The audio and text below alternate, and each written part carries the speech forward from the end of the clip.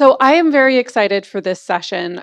This is our session that is basically reporter to reporter, talking about trade, talking about how to cover it, the obstacles that you're facing, the triumphs, what's working for you. And to facilitate that, we have two of the best in the biz.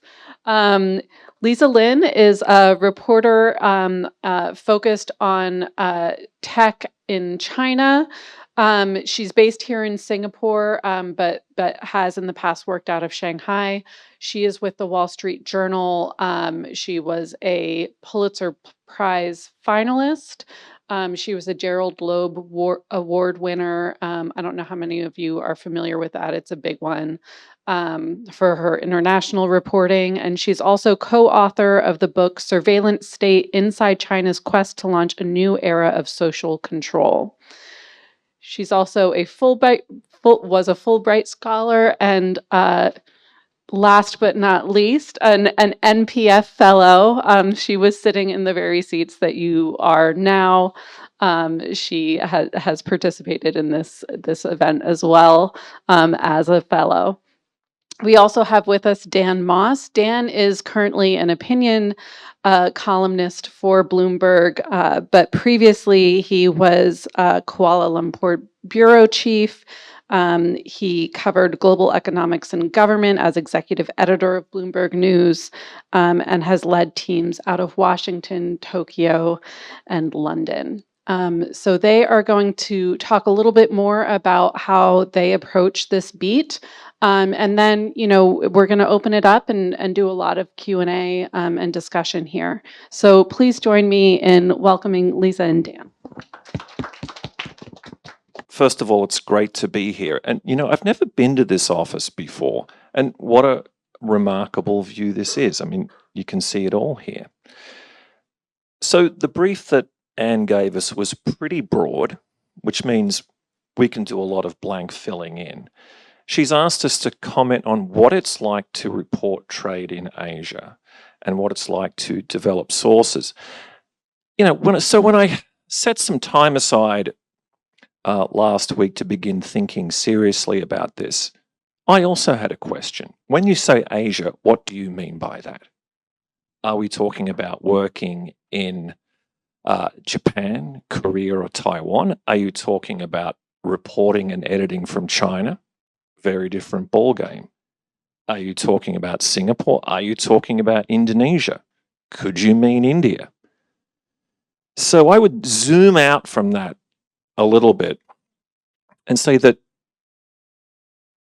the essence of reportage on trade and other issues in these countries, all of which are quite different, it really does get back to the basics. And I wrote down 3 things in preparation for this. 1, skepticism. 2, it's the history stupid. Apologies to James Carville. And 3, fight the jargon. So I came up against jargon during my first tour of duty in DC in the late 1990s, and trade was one of my beats along with the IMF and the World Bank. And I really thought to myself, this beat is the battle of the acronyms. GATT, son, daughter of GATT, APEC, WTO, and then there was the number soup, Section 301, Section 302, Section 305. What do all things mean? I think if the trade beat per se suffers from one very heavy burden, there tends to be an overemphasis on process. This stage talks, this track of negotiations. So just try to bring it back to someone is trying to sell something in market A to somebody in market B who may have reservations about A, their motives, B, their cost, and C, what they have to give in return. And in the last couple of decades, there's been an increasing emphasis on what dislocation do I suffer as a result of purchase of product, And B, what are the consequences for me as a policymaker or a legislator? Now, I think it's important you can talk to as many sources you like in whatever country you're located, and some places are more open to these discussions than others, but at the end of the day, there's no substitute for skepticism and for reading around your subject matter. So Robert Caro is an American historian who's spent more of his time writing about Lyndon Johnson's life than Johnson spent living it, recently released a movie with his publisher, and it's called Turn Every Page. No matter how much reading you think you've done on a particular subject, turn the page, because you'll never know what you'll find. Now, skepticism, this is a really important part. You know, the trade beat and associated issues are just prone not just to jargon, but slogans. Deglobalization, slowbalization, trade war winner, trade war loser. A lot of it depends on your perspective. So I'm going to get back to the guts of that, maybe say a few provocative things, but first I'll let Liza have a say. So thanks for having me, Anne, and the National Press Foundation. So I guess Dan kind of laid the foundation for trade reporting, skepticism, cutting through the jargon.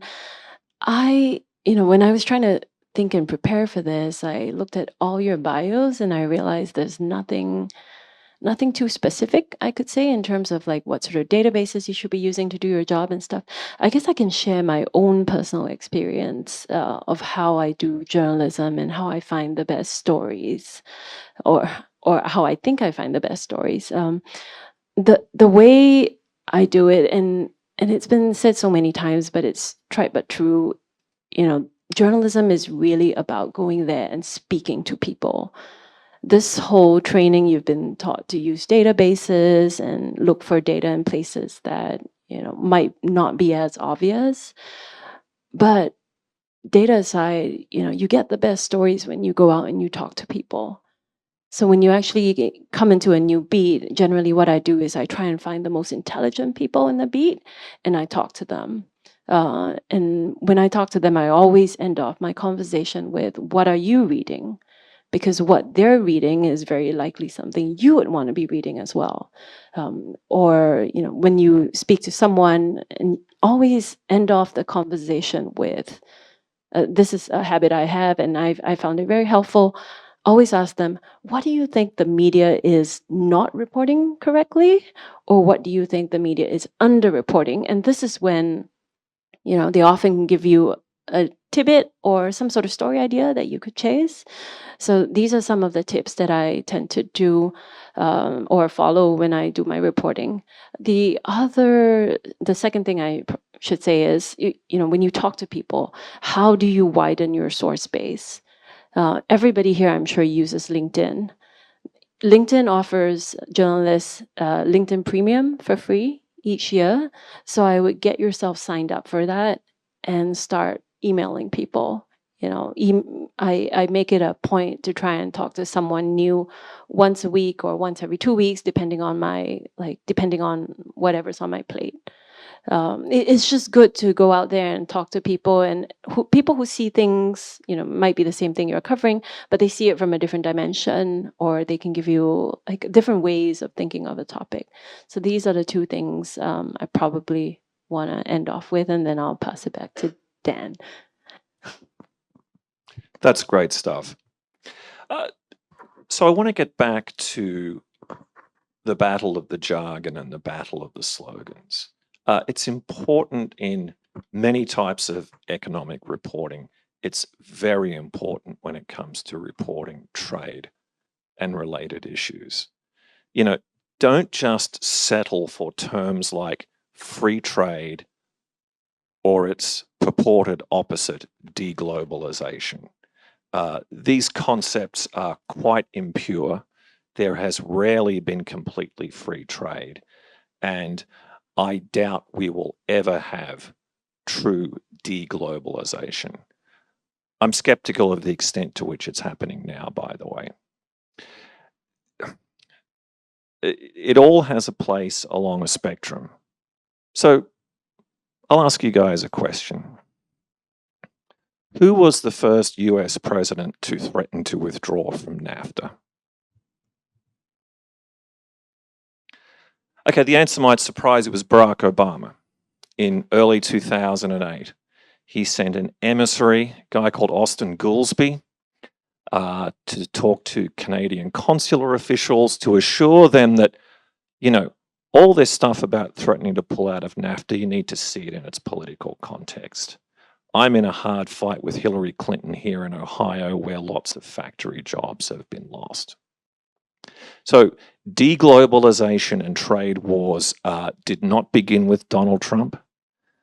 Republicans have not always been pro or anti-tariff, and nor have Democrats. In some ways, the period from the early 90s through to the late 2010s was not the norm, but the aberration.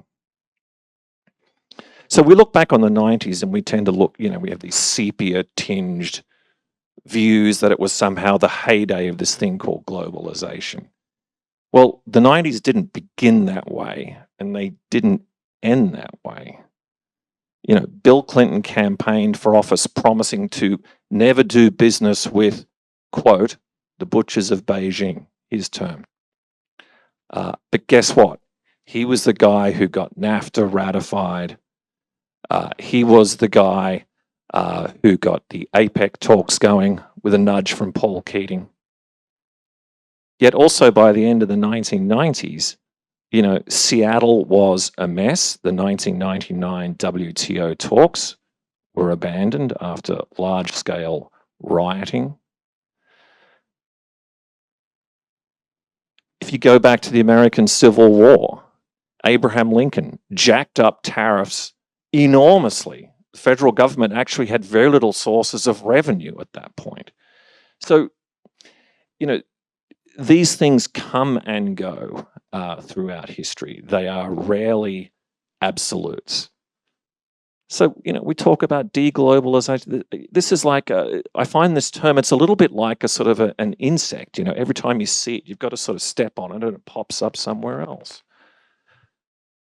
I published a story about Malaysia's ambitions in artificial intelligence a couple of weeks ago.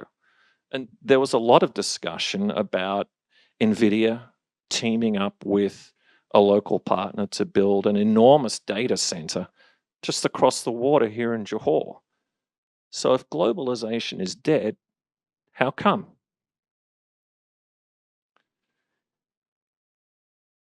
You know, anyone with a Bloomberg professional terminal can hit a button just over there in the Maybank building, and billions can move in a second to somewhere in London, New York, Johannesburg. It doesn't really matter. A lot of the discussion about globalization versus free trade tends to focus on manufactured goods. Stuff that's put on a ship, there's thousands of them out there, or stuff that's built at an assembly line in Thailand, owned by Toyota, for example. But really the frontier in free trade is services, which basically has been largely unhampered by government duties and penalties the way manufactured trade has. So I would just encourage you to, like, you know, keep your mind open, and whenever anyone throws this jargon around, like deglobalization and also free trade, you know, ask them exactly what they mean by that and what examples do they have to support their assertion, because it is rarely pure on one side or the other. I mean, I was thinking we could open it for questions, because since it's a room of journalists, I figured we should not have any issues getting questions. Hi, I completely agree with what you said. And, you know, you said that journalists should spend more time actually going and talking to people. You know, you get the actual scoop comes out from there. So, as a reporter yourself, how much how much percentage, like how much time do you spend in uh, actually going out and meeting people vis-a-vis, see, data is also extremely important in the current times that we are, when every story that we are doing, when we back it up with data. In fact, we had a fantastic session some time back. It really helps. It gives a much better perspective. But at the same time, in one of our first sessions, one of the speakers mentioned about how we should stories should have a human connect. It helps better. So as a journalist, can you tell us a little bit on how much how do you divide that space? Sure, and I can give it some examples as well Yeah, to kind yeah, of that will help. humanize Yeah. this. I guess I'm not trying to diminish the value of databases. Databases are great, and in fact, when it comes to stories, you should never rely on a person familiar telling you something, because that person is always going to have an agenda. Which is why you have the databases, because this person will tell you something and you have to question and be skeptical, as Dan said, about what he says. And to do that and to make sure that he's leading you on the right track, you need good data to make sure that what he says is true and you're not being led astray by this person telling you. So I guess what I would say is your tip tends to come from the people you talk to. And once you get that tip, you find the right databases to fact check this person. And the data just only makes your story a lot more trustworthy, reliable, and believable. Because if I wrote a story about, okay, two people familiar with the matter say that China's buying like 1 billion high-end chips that were banned from going into China through this method, okay, say a certain method, carrying them in through like luggages and suitcases. Would you believe that? Or would you believe a story that said that and then the had the reporting of going through customs documents to prove that all these chips were being carried in? So the data is there to reinforce your story and to fact check and to gut check that whatever you're writing is correct. But we shouldn't be too reliant on the data, because very often databases are messy. They're not always the cleanest databases. And as people who do AI can tell you, garbage in, garbage out. You can rely on a really messy and unclean database, and you wouldn't get a very accurate story. So let me just share an example of how things were done in a story I worked on in the past. There was a story that my colleagues and I at the Journal worked on last year, and we were really lucky. This story was runner-up in the recent SOPA Awards under the Scoop category. It was a story showing that despite China actually not, the US has blocked Chinese nuclear-related entities from buying high-end chips for decades. What our story showed was these nuclear institutes in China were still able to buy these high-end chips. And that basically, it was a whole big reveal about how export controls look so good on paper and in theory, but in practice, there are a ton of loopholes. That was the aim of our story. How we got that story was initially just a tip. I was having drinks with someone who worked in the nuclear space, and he was saying, oh, we were talking about the export controls and how the US was banning high-end chips from going into China. And then this person said, oh, but, they've been doing it for decades, but the Nuclear Institute in China, they're still training their algorithms with high-end chips. And I have proof. You can just look at government documents and you can see that they're buying it, and it's very public. So with that tip, we started looking into government procurement documents to see what the Nuclear Institute and its affiliated subsidiaries were buying. And yes, lo and behold, this guy was right. They were buying like the highest end chips that they were not meant to buy.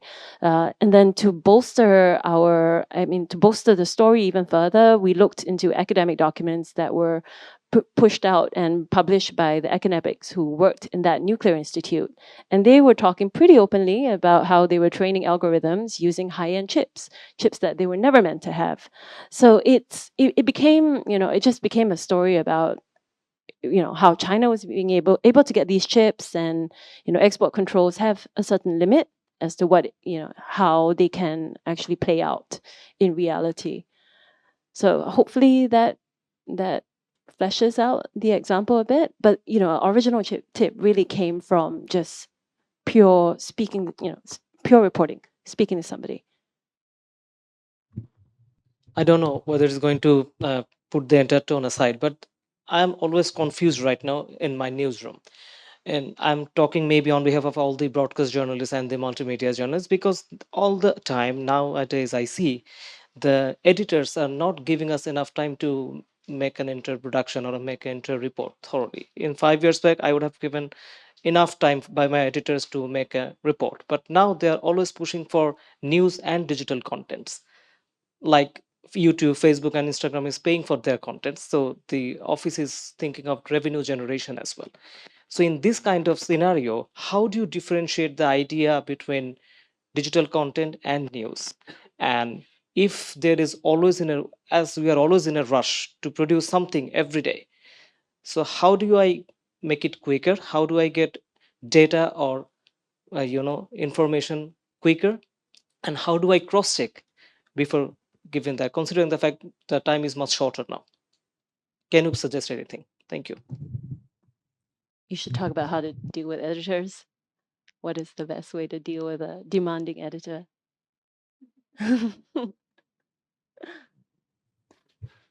I would say one thing to avoid, let's put it that way, when dealing with a demanding editor is the overwhelming sense of no. So it's generally helpful to say to someone, let's say an editor wants a story on issue X. And have you considered pursuing this particular angle? You might be able to say in response, give me some time, I'll get back to you.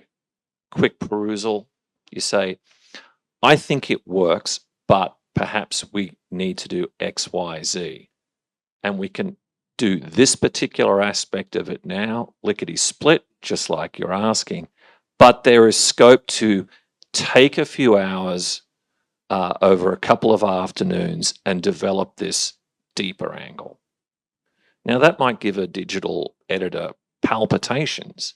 And you can say, look, I'm not talking about a novel. I'm not talking about an academic piece of work. I'm talking about 800 words as opposed to 300. And by the way, you can probably still do a TikTok on this if I've written it declaratively enough. What I try to do as I head into each week is think about the longer term issues that are bubbling away that I ought to have something to say about, and what are the very short term things that are kind of the bread and butter.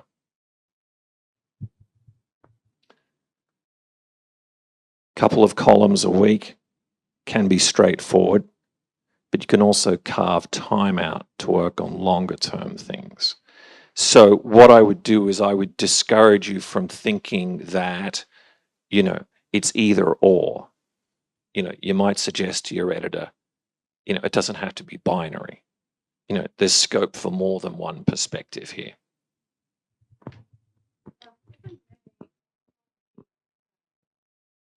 On the social media aspect specifically, just because I've had to run that in various places, it helps a lot if you are thinking about it as you're going through the reporting process. So if you already know what kind of, familiarize yourself with those platforms. And so if you already know what works on those platforms as you're doing the reporting, the same reporting that you would do for your traditional story, you can think about like, oh, this pull quote would be really good as and it's something where, okay, this could work as an Instagram thing, even if you don't have it recorded. It doesn't have to be like video of the person. It could just be a pull quote with a graphic background. And then you can also use it in these other places. Same with if you come across any really good charts or, again, data visualizations, that sort of thing. So just make it part of your thought process as you're going through the reporting, I would say. Sorry, did you have any? I was just gonna say it's when you do your reps, you know, the daily news stories that you all often get the best ideas because you realize, you know, you're closely following what's happening in the industry, so you can spot trends. Or it forces you to be speaking to people in the industry, so you can talk to them even more, and you don't even have to spam people on LinkedIn, right? Like it's doing these reps that you get really good at, and I don't think there's a shortcut for it. And then at some point, when you realize you have a broader story, then you know you can do what Dan said. You know, you can tell your editor and try and convince him there's something even bigger that would you know hold eyeballs even more than just a daily spot piece.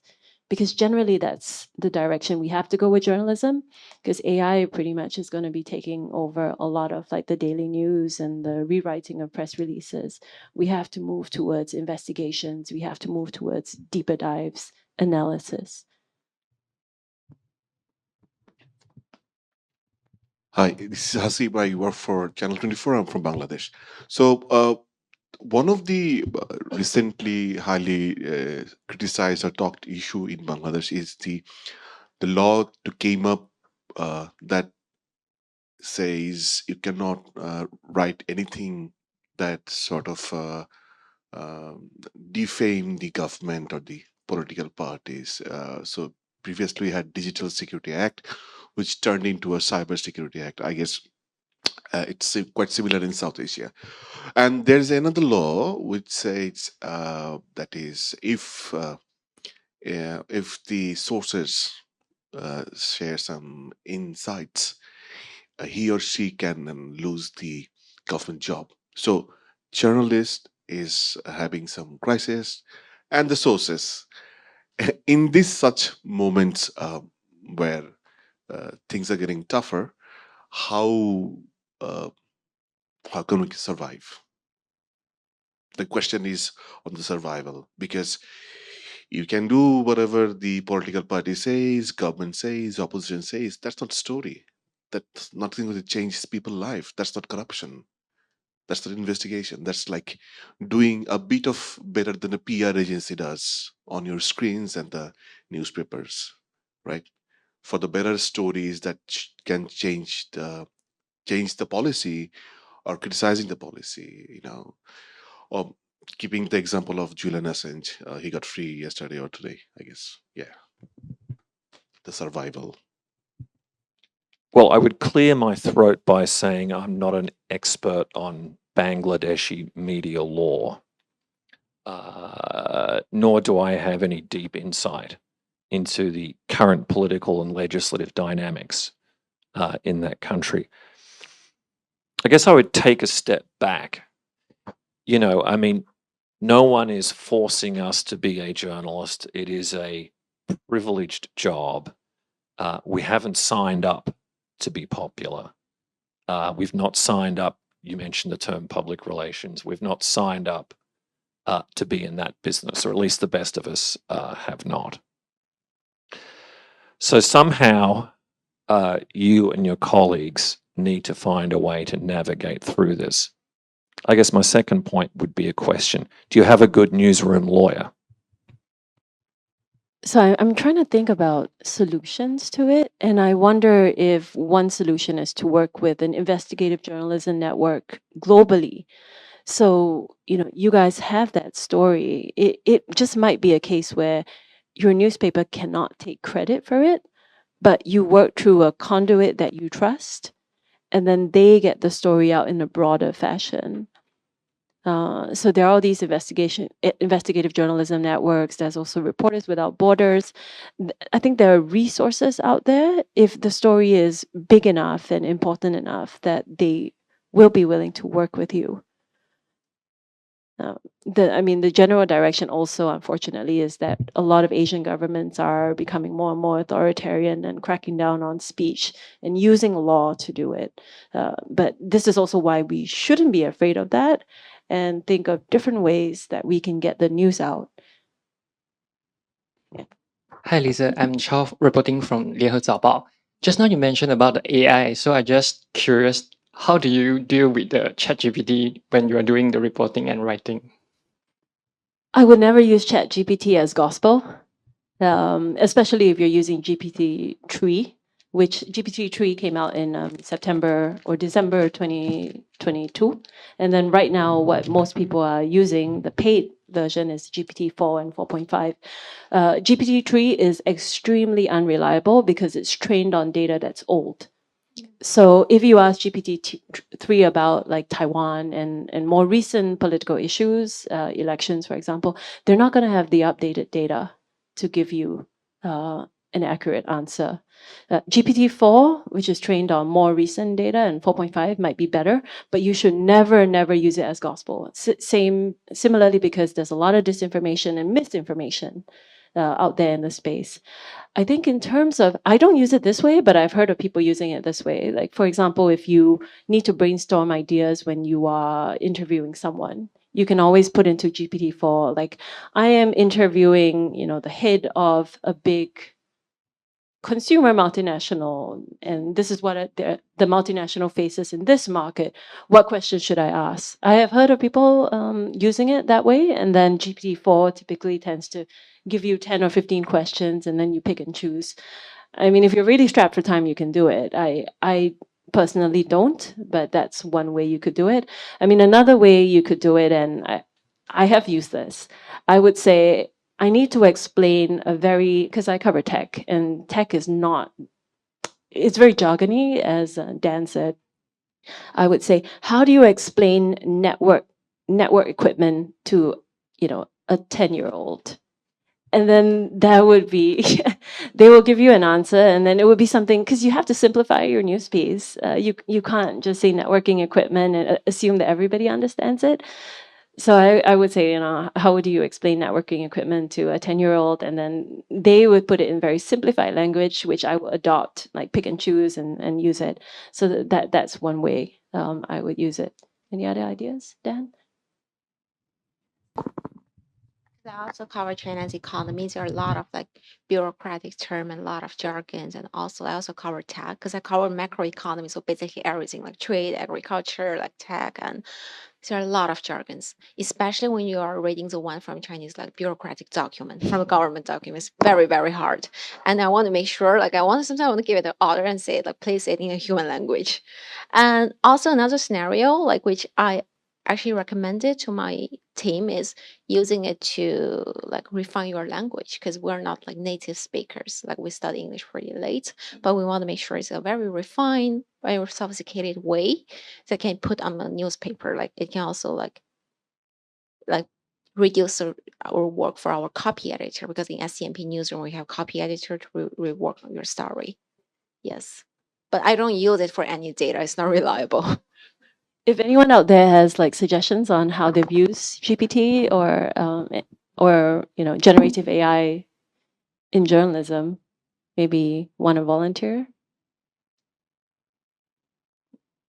Anyone? Anyone else use ChatGPT in a good way? I'll keep giving it back here.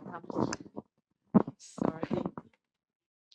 Hi, I'm Selva Shi from Taiwan's Commonwealth magazine. So I have two teams. One team's cover like foreign affairs, but the other team's doing data journalism. So right now we're using ChatGPT to scraping image and PDF. So which is so super easy to scraping all the data from the fixed image. So that is super useful. So let me know if you are interested. I can show you how to do that.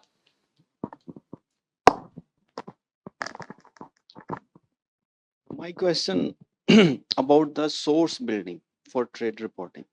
It's a very difficult task for the foreign correspondents in a different locations. So I am more interested if you both are share your experience in this regard. Could I ask you to be just a little more specific? Sure. When we talk about, I'm based in Islamabad, Pakistan, and when we investigate the Pak-Afghan transit trade in a different routes, so we need to build the source within the routes, within the departments, to get the perfect and accurate information. So as foreign correspondents, it's really difficult to build these types of sources to investigate the real and factual information.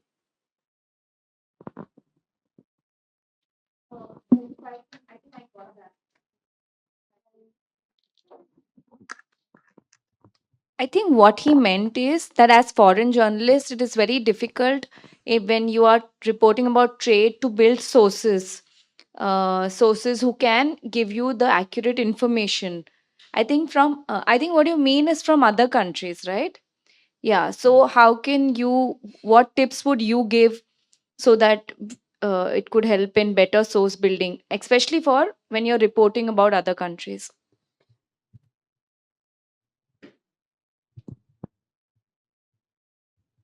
So the first thing I would do would be ask, do I have a colleague in the country that I'm interested in finding out about? And can I talk to she or he about this issue? If you don't have that resource available, or you have talked to this person and it's not their area of expertise, I would zoom out from that pretty quickly. And if, for instance, I'll just take something very different to illustrate the point, because deep down, my knowledge of the subject you raised is shallow. So I came across a very short story about an anti-dumping complaint that the Office of the US Trade Representative was investigating in response to petitioning from furniture and timber companies in the United States. And I thought, well, this is interesting. Isn't Vietnam supposed to be a trade war winner? Isn't Vietnam supposed to be the core of, or an important part of China plus one? What's going on here? Didn't the president just go there?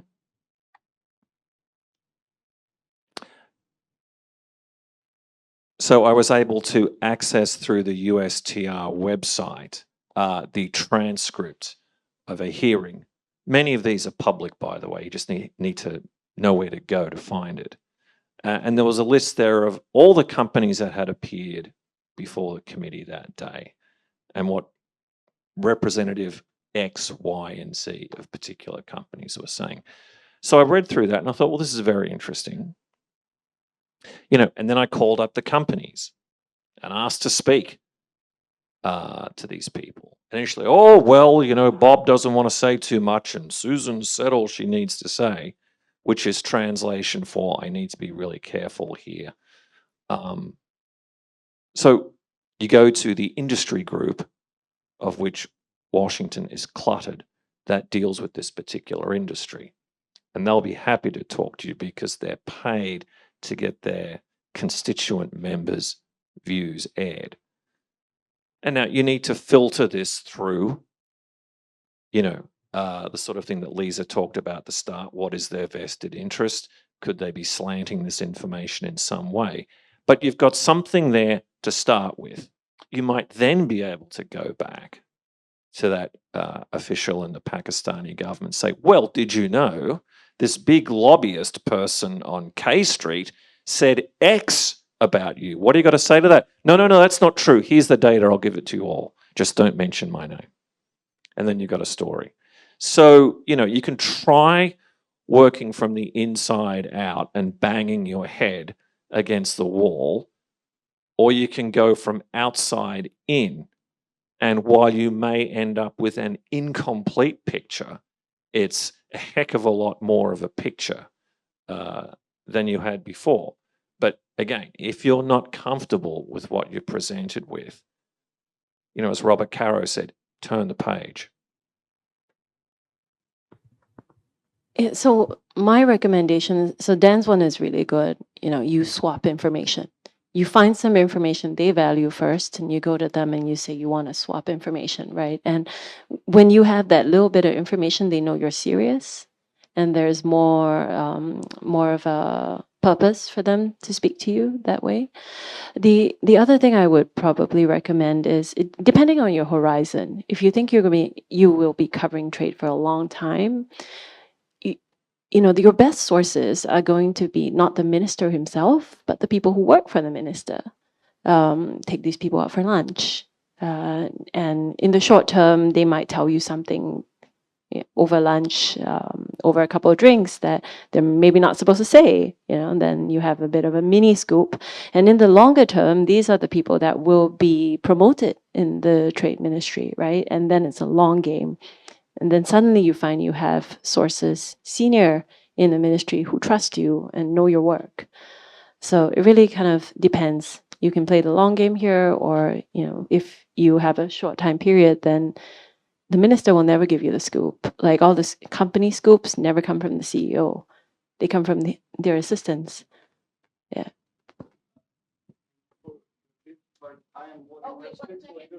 Sorry. Explain my question. I am more interested your own experiences in your career. Just like I investigate the transit trade of one person who sent me the information is correct. I counter check to other sources. So that is the right way. That's type of actually I expecting the your experiences in your professional field. Well, I feel we've largely addressed the methodology to that, unless there's something you'd like to add. Yeah, I mean, when it comes to trade, I think if you have the resources, you should always ask your company to send you on business trips to see how things are done on the ground. And, breaking stories on trade policy, for example, figure out, is again very trite, but very true, who are the winners, who are the losers, who's impacted. Talk to these people to see the policy repercussions. That's generally what I would do because I don't cover trade, I cover tech. But I take an outside-in approach first, most of the time, talking to people on the periphery because they're the ones with the looser tongues. But also because they're looser tongues, it's not the most accurate, so you always have to verify. Yeah, actually, one thing I should add, it's worth talking to labor unions about some of this stuff as well, because if there's a hot new trade deal coming down the road, you can be sure there'll be some dislocation of jobs. That's often putting it very mildly.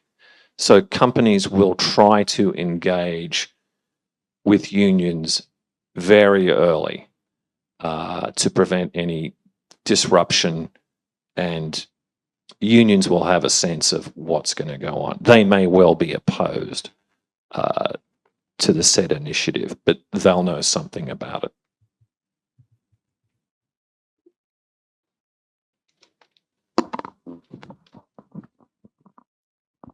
Hi, it's me again. I probably have a question for Lisa and Dan at the same time. I'm wondering, how do you cover China outside of China, and how do you build new source and new connection out of China? Because I'm from Taiwan, I also have to cover China economy at the same time, but it's not always so easy to travel to China nowadays. So I'm just hear your takes on that. Thanks.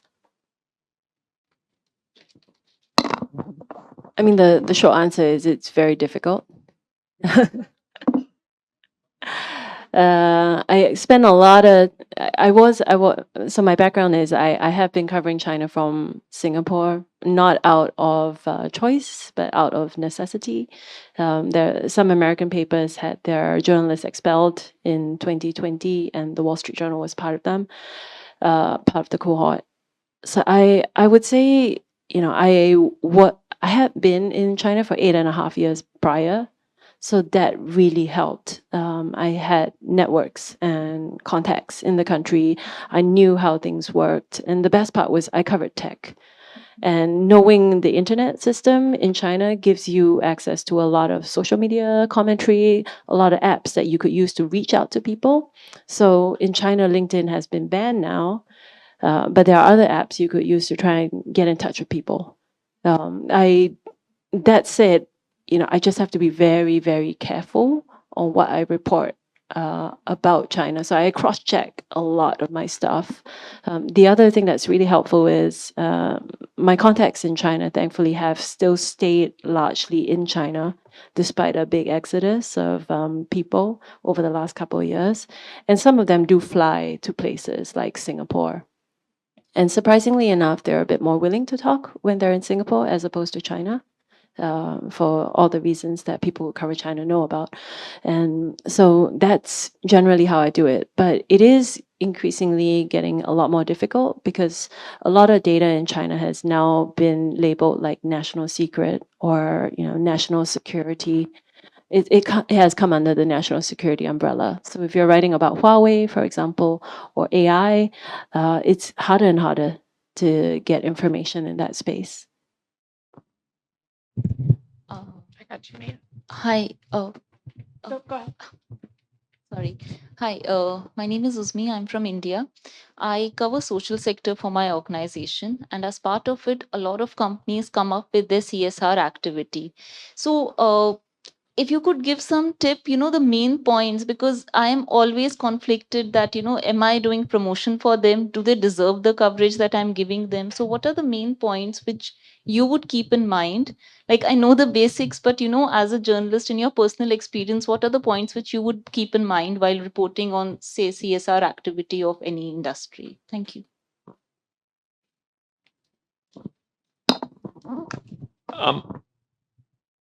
I'm wondering if you could phrase the question differently. I'm having trouble grasping what you're driving at. You say the social sector. What does that mean? Social sector means so my specialization lies in women, impact of climate change on the vulnerable sections of the society. So a lot of companies approach me that say that we have opened this school. I'm just giving an example. Open the school for the underprivileged, and we so many students are studying, and like COVID, there were so many of such activities that we are feeding this many children and things like that. So, I mean, they were borderline promotional. Some of them were outrightly promotional. Some of them were innovative. But even then, I was very conflicted that do they deserve the platform that I might provide them? So, yeah. Is that clear? Yeah, thank you for elaborating. The first thing that comes to my mind is, can I visit any of these places? Are they real? Yeah, but surely with varying degrees of success. I mean, Okay. I'm hoping it would be possible to identify which one of these were basically backyard jobs. Okay. And which ones were legitimate. Now, if you're not able to go visit the place you want to visit, maybe ask people for a copy of the curriculum of the school. And has this been blessed by the state or central Department of Education? Just a school was an example. I mean, it could be hospitals, it could be any other thing. So, yeah. Oh, well, sure. I mean, ultimately, these things are all regulated. Right. I mean, you can't just go down to your garage, put in a dodgy steel bed frame and rig up an IV and say, I'm a hospital.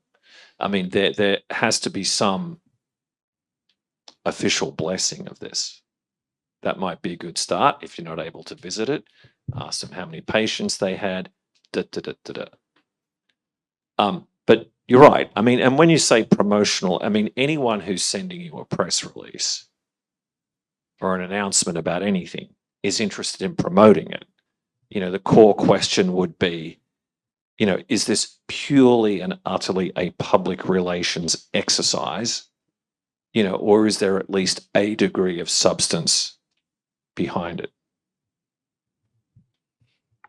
So I would say, depending on the project, if it's a school, talk to some NGOs in the education sector. Is the school making a big difference? If it's a hospital, talk to some advocacy groups to see if what they're doing makes a big, is actually going to move the needle in helping with hospitalization or free healthcare or whatever they claim to be doing.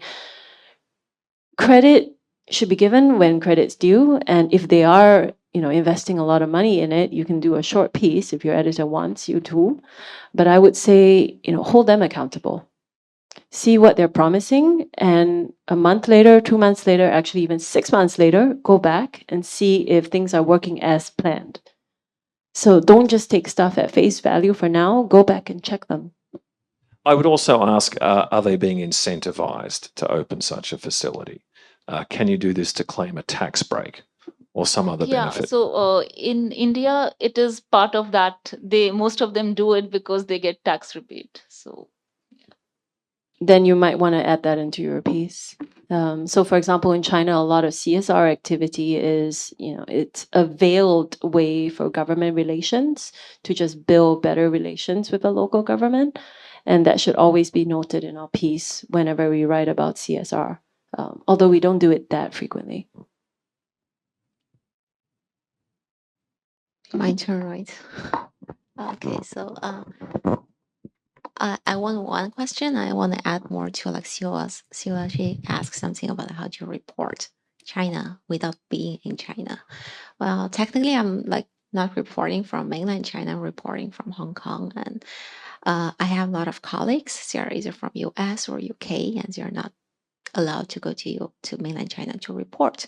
But I usually give some of my advice, like open up a WeChat account. It would be very, very useful.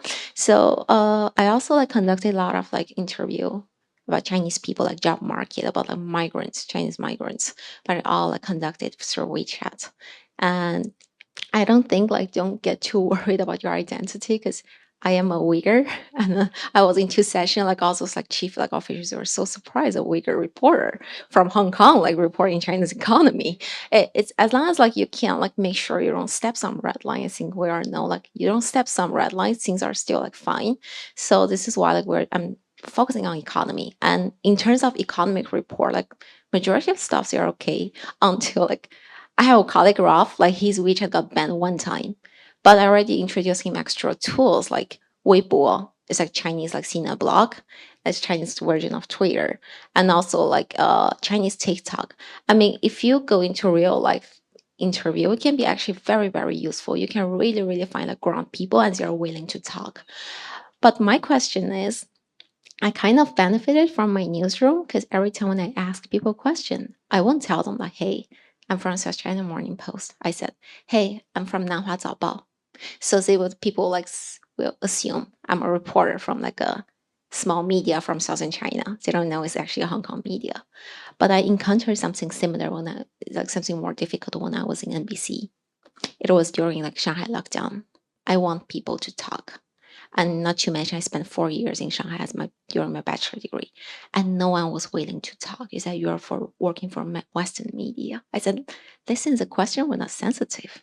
It's not a sensitive question, but I don't know. There's a growing fear for people, like both probably from government or sometimes not even driven by government. People they're just not willing to talk.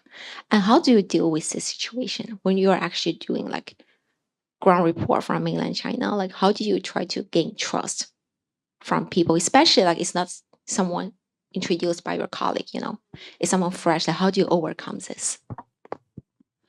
So the short answer to that is you have to have very thick skin and you have to try very hard, because a lot of people see my name and the way I look and they will immediately call me Han Jian, which is Chinese traitor, because they assume I am from China and I work for Western media. And the propaganda in China now is that if you are a Western media, you are pretty much of the Trump propaganda camp and you can't write anything good about China. So I have been called that a lot of times. I don't try to win these people over. Yeah, so the propaganda in China is so intense that it is very difficult. And for people who call me Chinese traitor, I just do not bother to win them over because they have made up their mind. But there are actually a lot of people still where if you reach out, they're willing to talk. And before LinkedIn got banned, I had a lot of success using LinkedIn to try and get in touch with people in China. It's a bit harder for me to use WeChat because my WeChat is clearly monitored. So if possible, I do stuff like I call on the cell phone because the filtering and surveillance mechanisms that the telecom companies have, like China Mobile and China Unicom, are not as good as Tencent. So, I think you just have to, through trial and error, figure out some hacks. And then if you have a Chinese mobile, that makes a big difference because if I called with my Singapore mobile, instantly it would be like 反诈骗. I mean, it would be an anti-scam notice that comes. Yeah, so I think there are some hacks that make it a little bit easier, but overall, the long-term direction is it's very, very difficult. I'm not going to hide that. Last question to James, just quickly. I find a lot of trade reporting, including from my own organization, which is Dan's organization, is very focused on Asia and a Western country. So US-China problems, Australia-China problems. And I find that often stories that we do about Malaysia or Indonesia or these kind of, and in inter-Asian trade especially, either don't get done or they do get done, but no one reads them. And it's very hard to get people to approve them in the first place, and then it's very hard to find readers for those stories. So Australia China trade war is very sexy, and people read that. How do we get readers for and support from organizations for stories about what's happening between Indonesia and India, for example?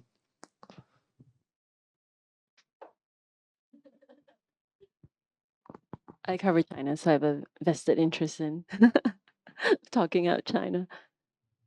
James, I suspect what you're really asking me is how can I write this without Trump or Xi in the headline? Or Goldman Sachs or hedge funds? Or Warren Buffett or Elon Musk. I would try to, and look, amidst the hundreds of thousands of stories that are published each day, it's very easy for a story about India-Indonesia relations to fall through the cracks. So maybe, is there a particular product or resource that's at the key to this story? And that might be one thing to highlight.